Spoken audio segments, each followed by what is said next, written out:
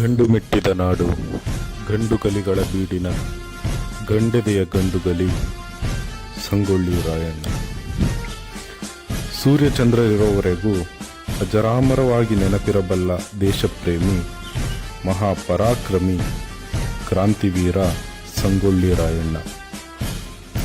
ದೇಶಪ್ರೇಮಿ ಸಂಗೊಳ್ಳಿ ರಾಯಣ್ಣ ಮರಣವಾದ ಸುಮಾರು 116 ವರ್ಷಗಳ ನಂತರ ರಾಯಣ್ಣನ ನುಡಿಯಂತೆ ನಟ್ಟ ನಡುರಾತ್ರಿಯಲ್ಲಿ ದೇಶ ಬಿಟ್ಟು ಹೋಗುವ ಪ್ರಸಂಗ ಬ್ರಿಟಿಷರಿಗೆ ಬಂದಿತು.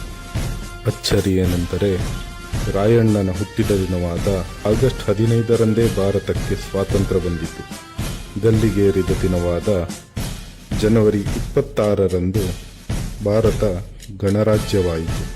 ದೇಶಪ್ರೇಮ, ಸ್ವಾಮಿನಿಷ್ಠೆ, ತ್ಯಾಗ, ಬಲಿದಾನಗಳ ಪ್ರತೀಕ ರಾಯಣ್ಣ, ಕ್ರಾಂತಿವೀರ ಸಂಗೊಳ್ಳಿ ರಾಯಣ್ಣ.